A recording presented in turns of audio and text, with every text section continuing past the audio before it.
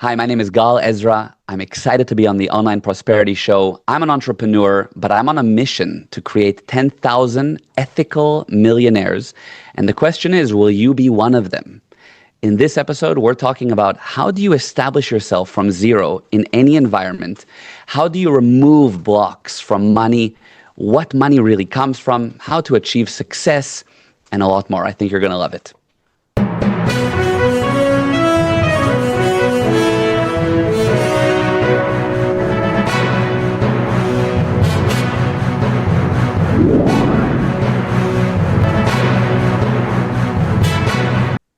Welcome to yet another exciting episode of the Online Prosperity Show, the number one place where coaches, consultants, and entrepreneurs find real stories and real struggles. And I might add, the inspiration to actually grow a business that prospers. Now, I'm your host, Prosper Taruvinga. And if you've ever wondered why some people seem to magnetize success effortlessly while others are grinding endlessly just to stay afloat, well, today's guest and show might actually be that missing piece that will give you that answer. Our guest today is Gal Ezra, an entrepreneur, investor, speaker, and business coach. Now, Gal, welcome to the show. Thanks so much for having me. It's great to be here. Absolutely. Well, the pleasure is all mine. As soon as I got wind of who you are and what it is that you do, and also your mission, I decided, man, we need to hear and learn from this guy. Now, for those that are meeting Gal for the very first time, as I've said, he's an entrepreneur, investor, speaker, and a business coach who's on a mission to create 10,000 ethical millionaires. Now, let me warn you up front, what he teaches might not be what you want to hear, but it's definitely what you need to hear, because he's built his first multi-million-dollar company by age 25. And now he runs a property finance business that is called M.E.D.I.A Funding. And he still finds time to beat the living hell out of other people, from what I've noticed through Krav Maga. But that's clearly a man who knows how to defend his own title or success. So wherever you're watching from, be it YouTube, Spotify, Apple Podcasts, I want you to hit that subscribe button, because today's conversation will definitely shift how you see success forever. Now, Gal, I could go on and talk about things I'm not even qualified to talk about. Your story starts off at age 2, when you literally wanted to do what your dad did. Tell us a little bit about that time, and what did your dad do? Yeah, so from the age of 2, I started to basically say, when I'm older, I want to work with my dad. That was always super clear to me, that I'm going to work with my dad. Now, I never ever veered off of that path. It was always clear. Many kids want to be astronauts, and then they decide to be firefighters, and then they decide they want to be a doctor, and then they decide whatever. For me, it was just from age 2. No, I want to work with my dad. Then I went to a high school, a very prestigious high school, where there was basically they get you ready to go to Ivy League schools, like the best schools in the world, okay? So the whole path of almost all my peers was to go to a very top university. And for me, it was like, no, I'm the same. I want to work with my dad. He's an entrepreneur. I want to work with my dad. That was always my very clear thing, is I want to work with him. Now, what that meant changed a little, because as a 2-year-old, I didn't totally know what it meant, but I just saw he's doing business, he's going to meetings, and as time went, I understood this guy's an entrepreneur. At the time, people weren't even calling it an entrepreneur. He would just say, I'm a businessman. So I was saying, I want to be a businessman. That was always my thing. And I knew that to be a businessman, I don't need university, nothing. I want to go out in the field. And that was always my thing, like, just put me out in the field. Of course, a lot of things happened in life and whatever, and I went into all different directions, but everything circled back to that result. And that's where we are today, pretty much, and running my own businesses, but also working with my dad. Absolutely, and thank you so much for taking us through that, beginning of your Yeah. journey. Now, what sort of businesses was Dad involved in that were, getting him to be jet set and go places hmm that you absolutely loved there? Yeah. So my dad is a very, very fascinating guy. You should actually get him on the podcast as well. You'll be blown away by him. He's the type of guy that expands your mind. He says things that are different, that really make you go, wait, I don't know if I agree. Let me. I don't know. And his name is Mayor Ezra. So he, by the age of 31, sold $100 million, had $100 million deal by the age of 31, and that was 30 years ago. So today, that's kind of like closing $1 billion deal by the age of 31 in terms of what $100 million bought you 30 years ago. It's like what $1 billion can buy you today. So he basically got to billionaire status by 31. And I remember at the time, it was a system that helps to prevent fuel fraud, stealing in the fuel industry. That's what the business is that he started. It was a business that many people tried to get into, couldn't, and he cracked that code. And I remember as a kid, like I'm 6, 7, 8, 9, 10, 11, 12, and I see that my friends of my dad, friends of the family, are asking him, how do I do it? How does that happen? I mean, imagine you have a family friend who's become a billionaire, and you're like, man, how do I do this for myself, right? So I remember as a kid, him sitting just at the dining room table, working with people on their business, with friends of ours, right? It wasn't it wasn't his thing to go and coach people, but of course, people want to know, help me, right? Help me out. So I remember him doing that and helping people very casually, but the demand on him got so big that he ended up needing to somehow put all his knowledge into a way that more and more people could get it. And then he started a company about 15 years ago, formally, right? It became more formal, called Guaranteed Prosperity.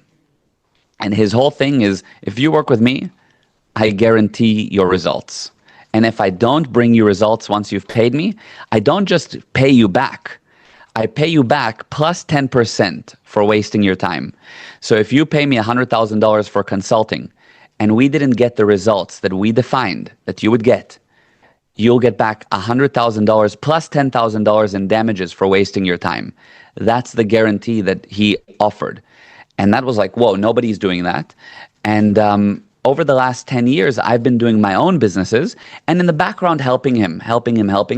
And as of the last 5 years or so, I've been actually on the ground, working side by side with him, coaching clients, delivering corporate training. We're now working together in that business. Wow. Wow. Yeah. And thank you so much for taking us through that. Now, with such a foundation of having, a mentor in-house Yeah. and also seeing the results with other people saying, can you sort of teach me? Would you say there's something that, not that he's taught everybody else, but something that he taught his own son that has actually shaped your success deeply? Because some things would be, obviously we can find them in the work that he has done, but there's maybe some of those things that between father and son, there's one or two things that has really impacted you that still drives who you are as a person today. Yeah, for sure. Look, a lot of those kind of inner secrets I'll end up giving to people that I work with, that I actually coach. We have different programs where I'll tell people, look, this is something that my dad doesn't teach publicly on his platforms, but he's told me this, and let me share it with you guys. So I'll teach those types of things sometimes within what I teach. And one of the things that is vital was having that mentorship, by the way, side note, because that mentorship, I would have never had my success. Zero, like impossible if I didn't have that background to have as a mentor. Wouldn't have had it. That's why I today feel obligated to get people a mentor or a coach, and it doesn't have to be me. I don't care who it is. Just get somebody that can bring you results. If you don't have that, I can tell you, for me, I wouldn't have succeeded. No way. No way. My dad never gave me money. It was never like, oh, let me just hand you, people say to me, oh, you must have been a trust fund baby because you were, you had a successful parents. No, no, it really wasn't like that. My dad, at a very early age, when I was about 19 and I was originally stuck and broke, I said, Dad, help me out. And he said, no, I'm not going to help you. And I said, what do you mean? I'm like, I'm stuck. When we can talk about it, I ended up getting stuck outside the country, separated from my parents for 3.5 years because of visa problems. It's a whole thing. I got stuck at 19. I'm like, Dad, I need money right now. He said, no, I'm not going to help you. What I'm going to do is I'm going to give you knowledge. I'm going to teach you some things. And if you take what I teach you and you apply it, you'll be able to build whatever success you want. And I was like, okay, that's really nice, but I need money. And he's like, no, I'm not. He's like, no, you don't understand. Like, you need to learn. You need to learn and you need to go get productive. And I was like, okay, I had nothing else to do. So, okay, what do you suggest? And it's not like I resisted it because I knew he was, him and I have a very close relationship. Everything he says, I take to heart. But I was like, okay, fine. So where do I start, right? And the guidance is what got me there. So that's a side note. But probably the most interesting thing that he told me early on was basically, look, Gal, you have to, and this sounds cliche, but it goes much deeper. You've got to remain tapped into to knowledge. You have to remain tapped into knowledge. And I was like, okay, fine, I am. Like, I watch YouTube videos, and he's like, no, you have to keep learning because it's very easy to get sidetracked. Life is designed to beat you up and to kind of get you distracted. And it's very easy, especially when you're, actually not especially when you're young, but when you're young, 19, 20, 21, you're going out, you're clubbing, you can go into different directions. And he was like, you got to stay learning. You must stay learning. Without it, you're going to go off the rails. And that was a very foundational point that I had in the back of my mind. Keep learning. And of course, he defined what learning means. Learning, most people think learning is adding data. To learn, I add data. I add a library in my head. I'll tell you something that is actually kind of sound very weird at first.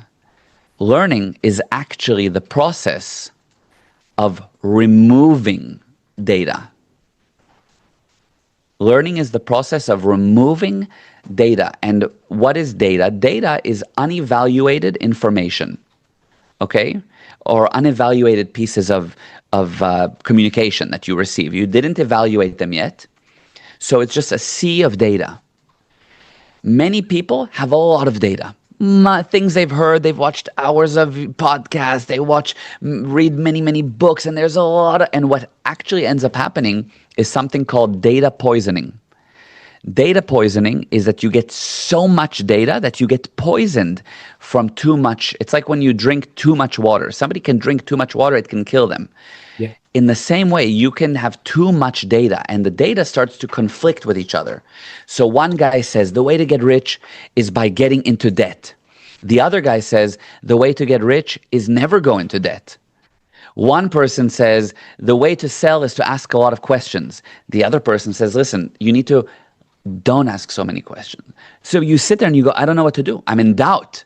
What is doubt? Doubt is two opposing certainties. I'm certain I should go into debt. I'm certain I shouldn't. Doubt. You're driving on a highway. You don't know. I'm certain I need to go left, but I'm certain there's an off-ramp. I'm certain of both right now, but I don't know which. So what do you do when you're in doubt? You slow down. Turn down the music. Slow down the car. Slow down. Doubt is slow down. And when you slow down, you eventually stop until you know, oh, I need to go left. Okay, then you can drive again. So many people get a lot of data, and the data causes doubt, and the doubt actually causes them to slow down, where what they wanted is to speed up. They wanted to get faster to their destination. They wanted to achieve a result. They wanted to make money. They wanted to have success. But what they get instead from all the learning is data poisoning. Learning is actually removing what's called fake realities. A fake reality is a piece of information you're 100% sure is right, but when you use it, it doesn't bring you the expected result. Something that you're sure is right, but isn't working, but you don't see that the reason that that area of your life is not working is because of your fake realities. You're sure that that thing is true. So you have a guy who thinks that the best way to be a dad is to be aggressive. As an aggressive man, I am leading my family. It's a good thing. This is his fake reality. I need to be aggressive. Time goes on, the kids start hating him. By the age of 17, they rebel. There's a whole disaster. He doesn't see why. Because him being aggressive was not a problem. That was his fake reality, that it's a piece of information he was 100% sure was right, but when you used it, it didn't bring the expected result. So what you need to do, all this to say, when you're learning is actually removing fake realities, taking away these things that you're sure is right, but isn't. And how do you know if you have fake realities? If you don't have results in the area, if you don't have enough results, you have fake realities. If you're not doing well financially, you have fake realities. If you have a situation where you're breaking up with every other guy that you've dated, you have fake realities. If every man you've ever dated is a narcissist, every guy is a narcissist, then maybe it's not, then maybe they're not everyone's a narcissist, can't be. Maybe you have a fake reality. So every person, if you don't have enough results, you are operating on fake realities. And thank you so much. There's so much to unpack from that, Gal. Now, just from what you're saying with the fake realities and things of that nature, so many people grow up in different households with different teachers and people that think they're doing the best with the information that they have, whereas they're actually imparting a fake reality, like you're saying. It's like driving through, you used the analogy of driving, right? It's like driving through, like a dirt road, and then your windscreen is covered with mud, and automatically, just because your wipers are not working to remove, like you said, to unlearn, you're not going to be seeing any further than you're supposed to be going. And just to puzzle it all together, I think it was Michelangelo that mentioned that when he was asked, how did you carve such a nice statue? And then he said, all I did was remove the stone that wasn't, the marble that wasn't the stone. And I feel like so many of us are just this grand stone. They haven't actually removed these pieces of marble that actually then reflect the kind of person that they are. Now, 100%. But it's even worse than that. It's even worse than that, because what happens is that the stone gets added on the more that people live day to day. People add stone on. So it's not just, it would be really nice if all you had to do is you had a starting point and just remove. Right. But what happens is you add rocks, you carry more rocks on your back, and you surround yourself with rocks. And what are those rocks? And this is really the bottom line here, if we're talking about the first step, if somebody wants to succeed. What are those rocks? There's two things. Number one, you either have data that you've learned that is fake, that is bad, that actually you know a lot, but you know wrong. So many people know a lot. They know, but they know wrong. So what does it help that they know? They know wrong. That's the first stone. But the main stones that people put up comes in the form of walls. They put walls and carry the walls. And how do those walls happen? What happens is this. Somebody has confusion of some kind, something that they didn't understand. For example, you mentioned, look, there's a family, and in that family, they operate in a particular way that maybe doesn't bring the best result. They did the best with the information they had. So they had bad information, but with the best of intentions. Bad information, great intentions. So they have good intentions, so they use the information that they have. And they find out that, this wasn't so good actually. When you do something that you go, that wasn't so good actually, that's called a sin. You commit a sin. You do something that you go, shouldn't have done it. Now, the next thing that you do when you do something that you shouldn't have done, you hide it because you're basically good. You're basically good. So you want to hide it. You know it was bad. I don't want people to know. That's what everybody does. You do a sin and you say, I don't want people to know. So what do? You hide it. How do you hide it? With a wall. You put up a wall. Nobody can see in. Then you go and you do something by accident, another bad thing. Put up another wall. Then you're left in a situation where you have no choice. You have no choice. Your family needs food, so you steal because I had no choice. But it's still a sin. And you go, I know it was bad. Another wall. And as time goes, people have many, many, many walls because they don't want people to know about their sins. Everyone, without exception. I'm not pointing at you and I'm not pointing at your listeners. I'm pointing at everyone, including me. You have walls and walls and walls, and you put these walls up. And great, nobody can see in. But there's a problem now. You can't see out. You are now blind. You have become blind from your own walls. And the walls are very heavy. It's a lot of stone. And you walk around all day long with many walls. And that's why some people see opportunities everywhere, and they see ways to make money and how to make connections and how to build and how to solve problems and how to get over barriers, and others get stuck. They don't know what to do. They don't see a solution. And the reason they don't see a solution is because of these walls. They literally become blind. And then they try to succeed with an extreme disadvantage that gets worse day by day. And then by the time they're old, like 25 years old, that's about when people start getting old. Okay, you see a difference in somebody who's 22 and somebody who's 25. Yeah, really, you can see around you. People start declining at 25. But you see people start to get old, 25, 28, 30, 35, 50, 70 years old, and you see they're heavy. They're careful. They're worried.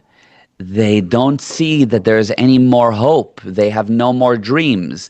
They want to retire. They want to do less. They're slow and giving up on life. That's being old. It has nothing to do with your age. It's a mentality. It's a viewpoint. So there's a way to remove those walls, by the way. There's a very specific technique to remove those walls. It's a process. You have to learn about how to do it. There's a lot of knowledge around how to find them, what they are, because you don't see them. You're used to them, so you don't see them. Anyway, there's a whole way of handling that. Absolutely. And you're absolutely right, because fish don't see the water that they swim in, and Yeah, if you're exactly. going to be in those walls, it becomes like an echo chamber. And some people will also come and help you build those walls. And it now becomes, that safe environment, which obviously people won't be able to go out of. And I like the statement that you said, around about 20, 25 people start getting old or whatever it is. I think it was, if it's not Jim Rohn, it's one of the speakers that said a lot of people die at age 25. They only just get buried at age 90 or so. All the time they're not just playing defense. They really haven't done anything in life and things of that nature.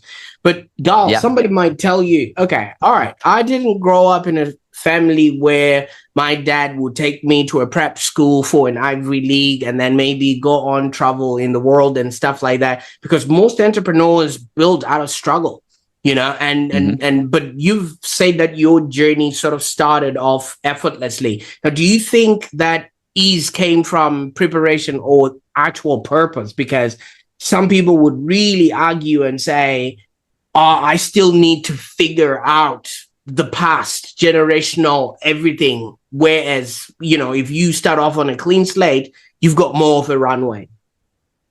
Yeah, a couple things there. So the first thing is, if we go a little bit more back to who I learned from, my dad. Okay, my dad started not from zero. He started from minus 1,000. He was born with his 2 feet pointing backwards. He was deformity. He was born with a major deformity that was only healed by the time he was 7 years old. He had a cast up to his thighs, top of his thighs, from 0 to 5. He was born in a neighborhood that was getting bombed every single night in Israel, a very poor neighborhood, 7 kids in a 1-bedroom, 1.5 bedroom place. Poor, bottom of the barrel, like really tough conditions. So not just poor, but getting bombed every night, literally running to the shelters in the middle of that night, like terrible. and manage to succeed. So that's the first thing. So the knowledge that we teach can take anyone from anywhere, and they can explode in their potential, make huge results on the one hand. As for me, 100% had a big advantage because I had a lot of knowledge and a lot of mentorship. When I started, though, at 19, I started from zero. I didn't start with any advantage of investment or anything like that. But yes, I had knowledge. I went to a good school, for sure, all that, wonderful. That being said, there were many kids that I know that were from very rich families, richer than mine, celebrity kids, kids that were much better advantage, excellent, same school, better schools. And I saw what they did, and they went and they either got destroyed personally, like they went off on a path of drugs, and they went off and did crazy things, because you see, like, these inheritance cases are some of the worst kids in the world. They become spoiled brats, they go do stupid things, or they destroy what they get given. I've coached many people that have an inheritance, and I tell them, you're in a worse position than somebody starting poor. It's actually worse. As to why, we don't have to get into it right now, but it's worse. They end up really bad. It sounds crazy. What, if I have an inheritance, I'm worse than poor? Yes, it's worse. And the question is, yes, I had an advantage. But what did I do, having started a business from zero, and with my background, to not become a spoiled brat that goes and pisses everything away, but takes it and expands on it? And again, that's this knowledge, that what I teach, these principles that I know, guide me. And by the way, forget about me. Every client that we have now 10,000 success stories. Every client that we have will tell you the same thing. So that's what is key. The key here is you've got to learn. That was for sure my advantage. I had knowledge under my belt. But I took my advantage and did something with it. Oh, absolutely. I like that because, with so many people growing up, and especially if you grow up with a silver spoon, you're no longer, obligated to actually work and do anything. Everything is just done for you. It's like when a butterfly is coming out of a cocoon, it literally, it needs to have that sort of friction in order for it to have strong 100%. wings. But if the cocoon is opened up, surgically, that butterfly is not going to last. And I concur with what you're saying. But you did mention that at age 19, you went on a journey. Maybe you can take us into that part so that we have a bit of context as to, how you then, raised from the ashes, so to speak.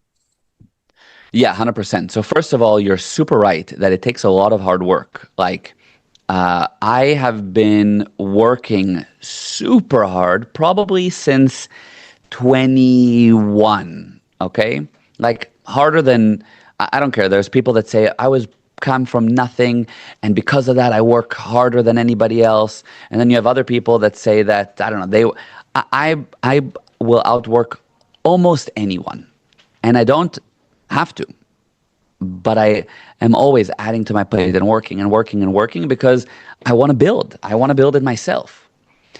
So what happened at 19, just briefly, okay, because I don't know how interesting the story will be, but at 19, up until 19, I was living in the US. I was actually born in South Africa. So from the age of 0 to 6 or 7, I was living in South Africa. 6 or 7 to 19, I'm in the US. That's like the main years of your life, okay? Like, that's when you form all your friends and you have everything, all right? So I'm like fully established American, basically, but I don't have a US visa. I'm under my parents' visa. So at 19, we all went out of the country to renew the visa. Legally, everything good. We go, it's just a normal process. Go renew, come back in. We go to renew, and they say to my parents, And I have a little brother and sister that are American. They were born in the US, so they have their American passports. So they were fine. But to my parents, mom, you get your visa. To the mom, right? To my mom, you get your visa. Dad, you get your visa. To me, Gal, disapproved at 19. What? So, right? This was like, what do you mean? So, and we did that in Israel. Okay, well, because, like, all right, what the heck? So my dad says, listen, don't worry. You were born in South Africa. What you're going to do, go to South Africa and apply from there. Just reapply with your South African passport. Let's try that. So my parents and my little brother and sister fly back to the US. And at 19, I fly down to South Africa. I know practically no one. I have grandparents here, luckily. So I'm staying with my grandparents in a little room in their place, in their like little grandma flat, you know what I mean? And I go to apply. Within 10 days of my arrival, I'm sure I'm going to be home in 10 days. I'm telling all my friends, listen, I'll be there for the birthday party that's coming up. I'm sure I'm going to be back. I go to apply, declined. Why? Only because I'm 19. They're saying, look, we don't see that you have any connections anywhere outside of, you don't have any connections outside of the US. They want to see that if we're giving you a visa, you're going to come back out of the country. Anyway, long story short, doesn't matter why, just didn't approve. So the lawyers tell me, don't worry, it'll take a month. Then a month goes by. Don't worry, a few more months, 6 months. Long story short, I only went back 3.5 years later. In that 3.5 year period of being stuck outside the country is when I started my first businesses and built a whole life here. And ultimately, even when I could go back 3.5 years later, by that time I'm like, I love Cape Town. I'm living in Cape Town now. That's it.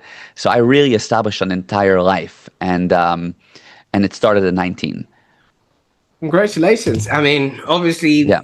at that particular age, I can understand because you're no longer a kid, but you just recently became an adult. And obviously, Yeah. for them, you no longer are, in the keep of the parents. So I can only imagine what that would have felt like. But I also concur. I've lived in places where it wasn't home, and you can only imagine having to start fresh, when even if the size is, even if the city you're living with people, but nobody knows who you are, you're not proven yet. So I can only imagine that would have really put you, on a starting kill. What were some of you said you started businesses. What were some of the businesses that you sort of started at that particular time? Yeah. So at the very beginning, I did not, because I had no money. So at the beginning, I wanted to be a waiter. So literally, I started to be a waiter. This wasn't the business yet, obviously. I just was like, let me see how I can make money. So I was a waiter for a little bit of time, and then my dad had a software business, still has a software business. So I started to help him selling it in South Africa, and I was making my own. He just said didn't give me a salary or anything. He just said, look, go try to sell this. So I'm trying to go be a salesman, meeting with businesses, giving them my business card. I'm like a 19-year-old wearing a suit, going around trying to sell it, right? Like that type of thing. And it was good. But then ultimately, I started doing these get-togethers, okay? These small get-togethers, like little parties. When I say little party, I mean 15 people around my grandma's pool. Nothing fancy, a barbecue, like nothing, like a little barbecue around the pool. This is how it starts, okay? I start bringing people together, which is interesting because I started here knowing no one, right? So how did I become the guy that's connecting, okay? I ended up being this connector of people. And how? Because I knew if you're starting fresh in a place, there's 3 main things you need to do. 4 main things you need to do, actually. The first thing you need to do this is basically step 0. So there's 3 main things, but step 0 is communication out equals communication in. I knew that. If I want communication in, I want friends texting me to hang out. I want opportunities. I want meetings, whatever you want coming in, income, any income, money, friends, any income. To get that, it doesn't happen by itself. It happens by you first communicating out. So I was just showing up Anywhere I could. If there was something going on, I'm there. I'm meeting people. I'm introducing myself. I'm talking. I'm writing to people on at the time it was only really Facebook. Writing to people on Facebook. I'm doing whatever I can. Communicating out, communicating out, communicating out. That's step 0. So if you get somewhere, communicate out. Next thing, make yourself known. That's the next thing you must do.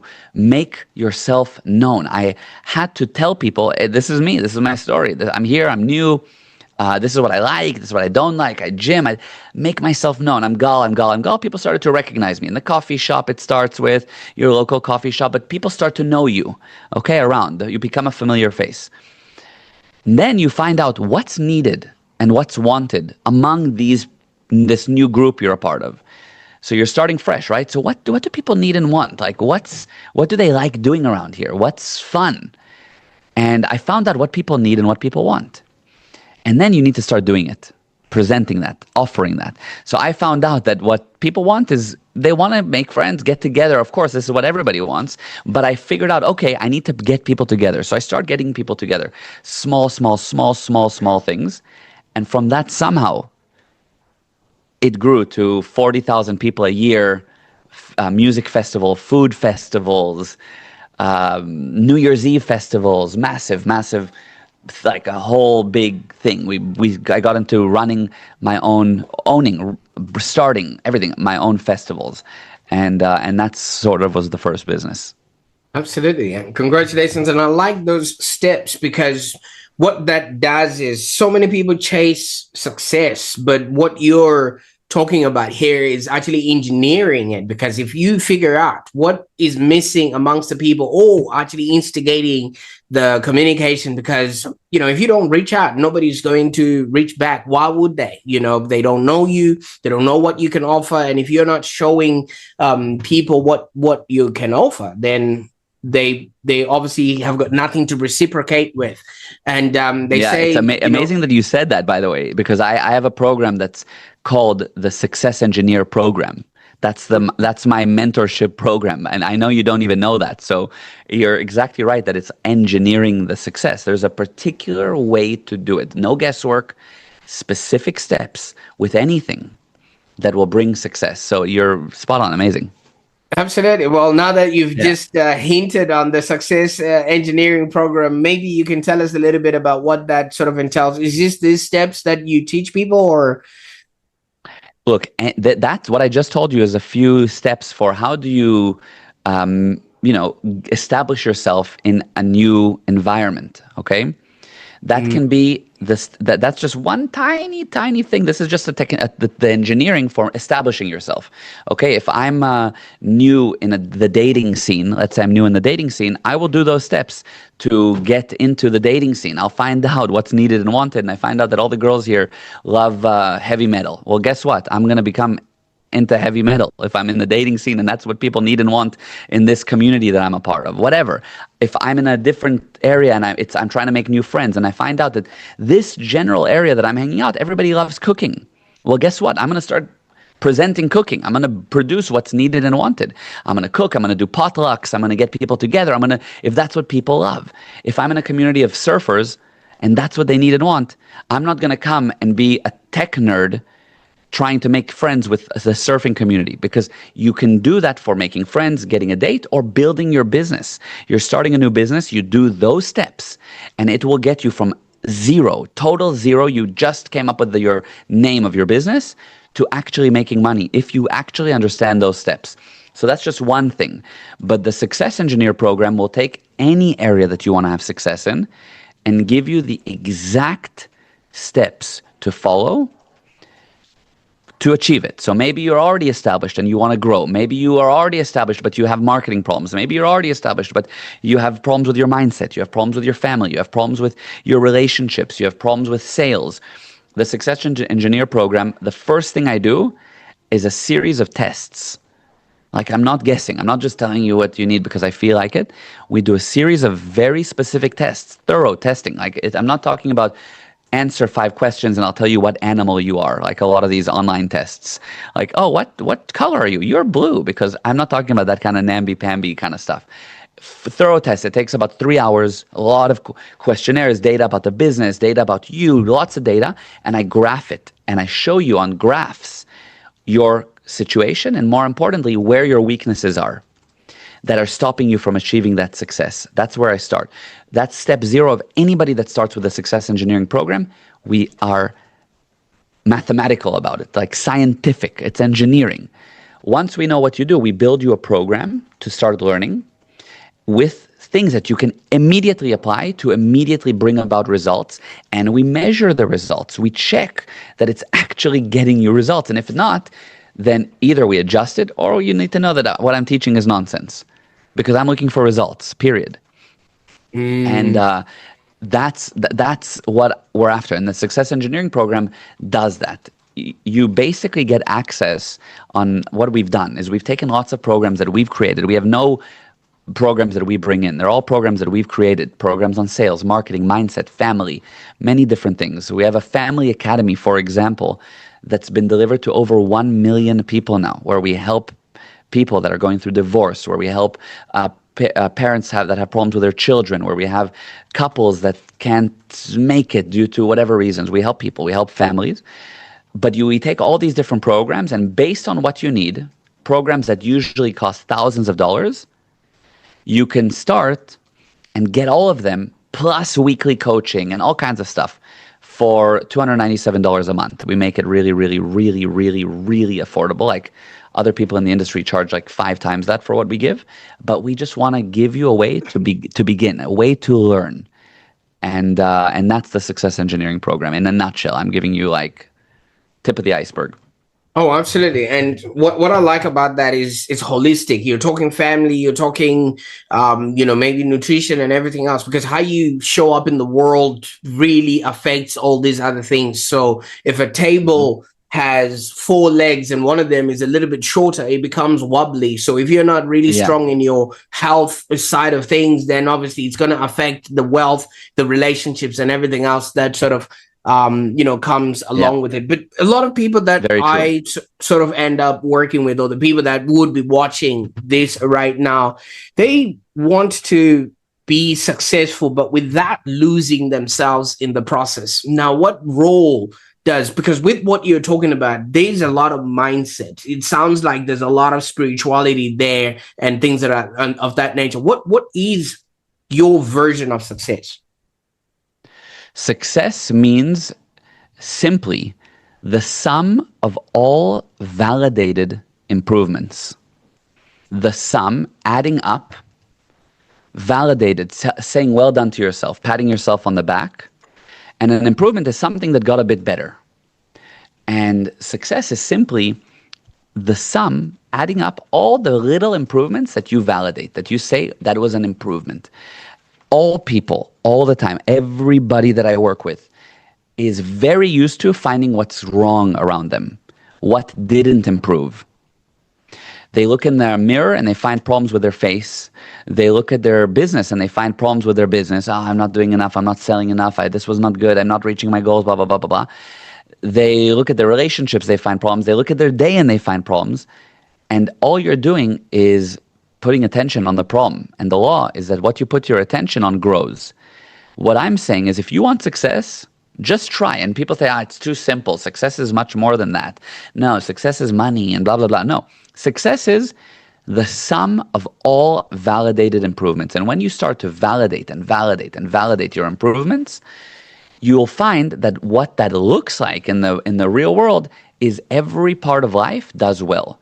Financially, your relationships improve.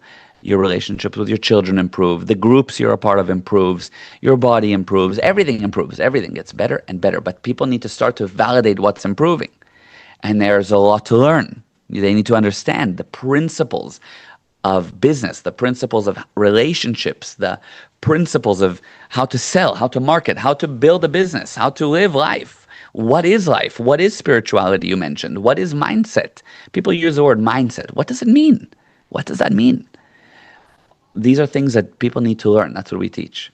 And still speaking about mindset, one of the things that you want to do is to help people make money ethically. All right. And I'm just going to play the devil's advocate here, where so many people are brought up in a world where money is the root of all evil, and they just think that, people with a lot of money is bad, and, and things of that nature. Now, what's the misconception about wealth or success that you wish a lot of people would drop? Money is something that is actually a tool that is used to help. If your money isn't helping, then you don't actually have the money. And so, yes, there are people that do evil things, but the reason is not the money. The money maybe amplifies it, but money is not the root of all evil. That's not true. That's a fake reality. Without you having money, you can't survive. Money is strange because on the one hand, money is the most important thing in the world. You can't survive without money. How can you eat without money? It's super important. But on the other hand, money is the least important thing in the world. Like, okay, money, like, well, what's, like, you have health and your love for your children and relationships, and that's important. So on the one hand, money is the most key. It's like the biggest crime not to have enough money. But on the other hand, there's so many other things that are important. What's for sure is it's not evil. It's a tool, like any tool. It's like saying screwdrivers are the root of all evil. No, it's just a screwdriver, it's just a tool. Money is a tool, and the more you have it and use it properly, then the more it will bring value to people around you. You see other people around you that are evil, that do bad things, and you start to think, whoa, if I have money, I'll be bad. No, that's not true. That's not true.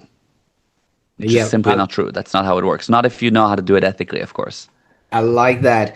And obviously, I don't know if people really understand how the world works. The media always looks at extremes, okay? So let's say these are two different extremes. They would look at the most extreme poverty, and they would look at the most extreme use of whatever money. And those are the things that they amplify. But the things in between, the mom and pop who's taking their kids to school, the guy who created the microphone that you're using now to listen to this particular podcast, or the phone that you're utilizing, and how it was distributed, every single thing that happened in between definitely had an element of an exchange of money, mindset, success, spirituality, or whatever it is. And I just wish so many people would understand that, yeah, of course, what you end up hearing or what cuts through those walls that Gal was talking about is usually the extremes. The in-between, nobody really gets to talk about.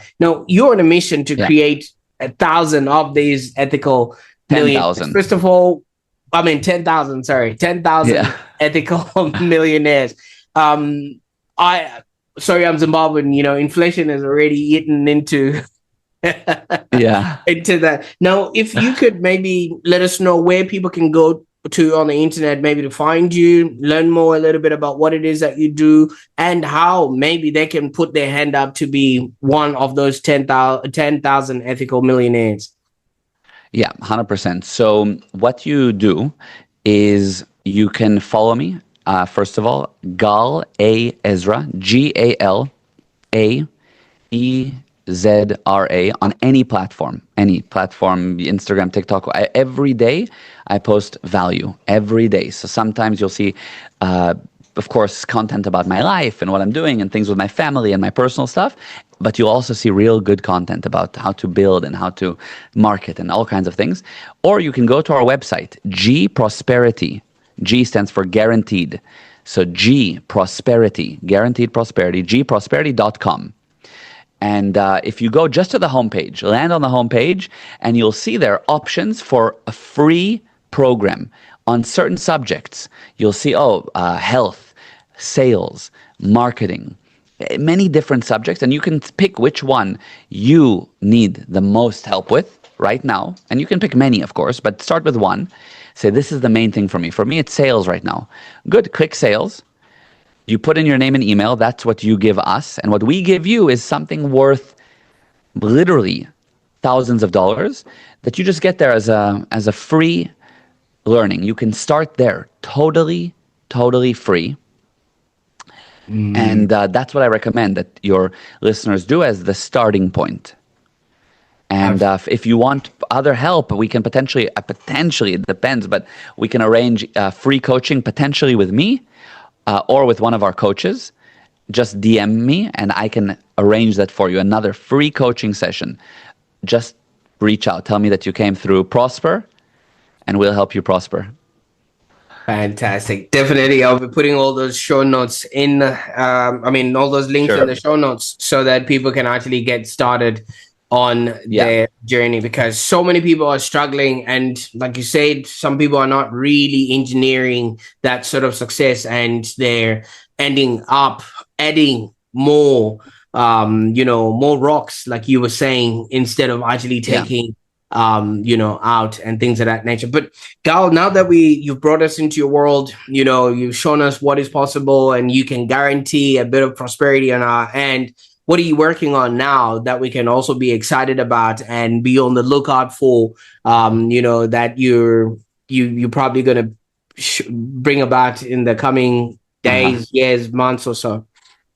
Oh, yeah. Okay. So, I'm always working on a few different things. Right now, just business-wise, I'm setting up a new funding opportunity. So we also do property funding. Our business is funding in the property industry. So this is something that global listeners can listen to. What we've done is we found that there's a lot of people that have assets, real world assets, properties, cars, different things like that, but their money is tied up in those assets. There's guys that are in the crypto space that have a lot of money in crypto, but they also have assets.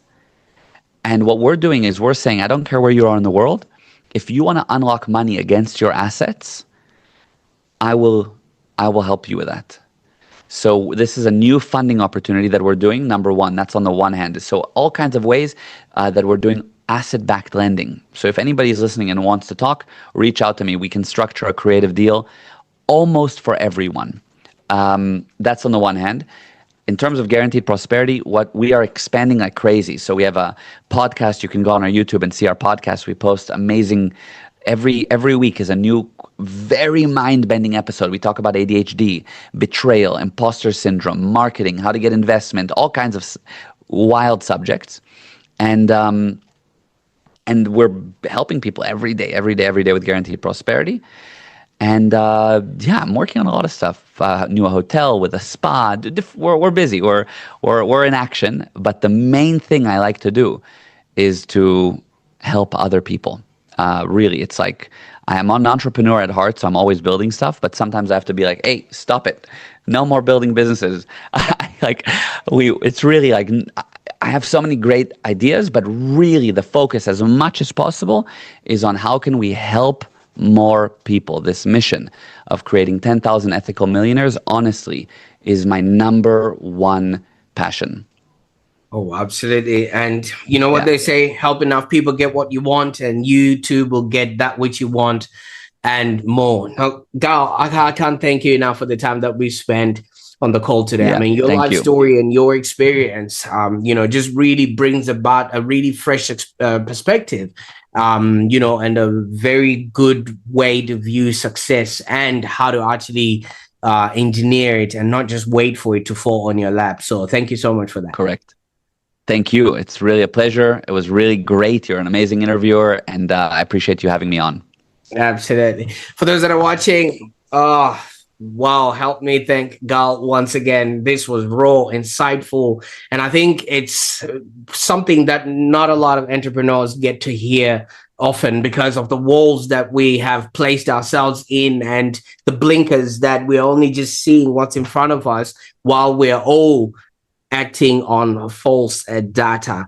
Now, if you're watching this and you're tired of chasing success the hard way, I encourage you to go check out Guaranteed Prosperity at gprosperity.com. I'll put those links in there, and be sure to connect with Gal. Just, if not for the inspiration, just to watch how other people are living out there. You might actually learn something or unlearn a few things, as he has said. So I'll put all the links to YouTube, Instagram, or YouTube And as you said, you can find him at Gal Ezra. Now, before you go, just do make sure you subscribe to the Online Prosperity Show wherever you are watching or listening, because you don't want to miss out on any of these exclusive conversations that we have. And in the next episode, we're actually going to be exploring ideas that will help you live a happier existence and also design a life that truly prospers. And if today's episode really gave you a breakthrough, I encourage you to maybe share it with somebody who needed to hear this